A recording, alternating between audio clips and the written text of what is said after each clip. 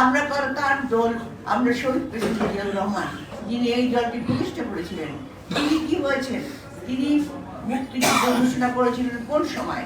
যখন এই আওয়ামী দূষণরা যখন আমাদের বাংলাদেশের জনগণকে নিরীহ অবস্থায় ফেলে দিয়ে যখন পালিয়ে গেছিল, যখন আত্মসমর্পণ করেছিল, তখন কিন্তু প্রেসিডেন্ট জিয়াউর রহমান তিনি একমাত্র ব্যক্তি যিনি সেদিন আমাদের স্বাধীনতার ঘোষণা দিয়ে সমগ্র জনগণকে ঐক্যবদ্ধ করে ঠিক আজকের ঠিক এই আমাদের 5ই আগস্টের মতো সমগ্র কৃষক, শ্রমিক, ছাত্র, যুবক, মহিলা থেকে শুরু করে এমন কোনো ব্যক্তিত্ব নাই তাদেরকে মুক্তিযুদ্ধে আহ্বান করে মুক্তিযুদ্ধ করে দেশকে স্বাধীন করেছিল।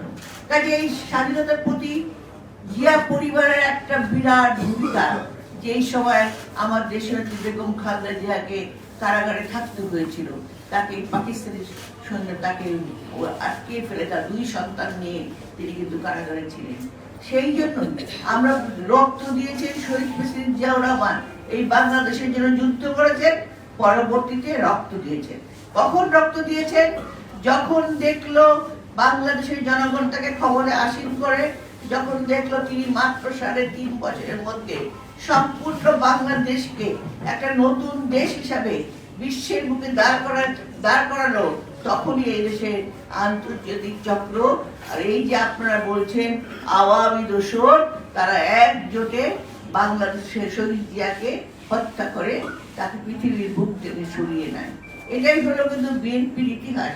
কাজেই আজকে এই যে জিসাব যে ছোট একটা প্রতিবাদ সভা করেছে, আমি বলবো এইভাবে যদি আমরা ঘরে ঘরে প্রতিবাদ করি, যদি সবাইকে সচেতন করে তুলি, কারণ এদেশের জনগণকে কিন্তু অত সহজে মাথা নত করা যায় না।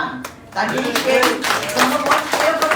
সচেতন করে আমরা কিন্তু আবার ঐক্যবদ্ধ, আমরা এখনো আছি, তখনও থাকবো, ভবিষ্যতেও কোনো কিছু আক্রমণ আসলে আমরা প্রতিবাদ এবং প্রতিরোধ এবং দরকার লাগলে লড়াই করব।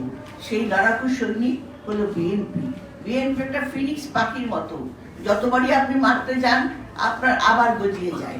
সেই অবস্থায় বিএনপি দেখেন আপনারা, আমার বোন ব্রিটিশ ইসলাম বললো যে আমাদের কি বলে ওর নাম ইলিয়াস আলী এবং আমাদের সেই কমিশনার চৌধুরী আলম থেকে শুরু করে অনেক ছাত্র, অনেক যুবক, অনেক নিরীহ মানুষ তারা আজকে গুম কেন, তাদের কোনো খবর নেই কেন? আমরা পেয়েছি যাদেরকে গুম করা হয়েছিল। আজকে আপনারা দেখেন একমাত্র আমাদের ওই যে আজমি, উনি যেহেতু তিনি গোলাম আজমের সন্তান, সেই জন্য তাকে সেদিন তাকে গুম করে নিয়ে চলে গেছিল, কারণ তারা মানে কেন তিনি গোলাম আজমের সন্তান। গোলাম আজম যে আমাদের বোধহয় প্রতিষ্ঠাতা, আমি ঠিক বলতে পারব না, তাই না?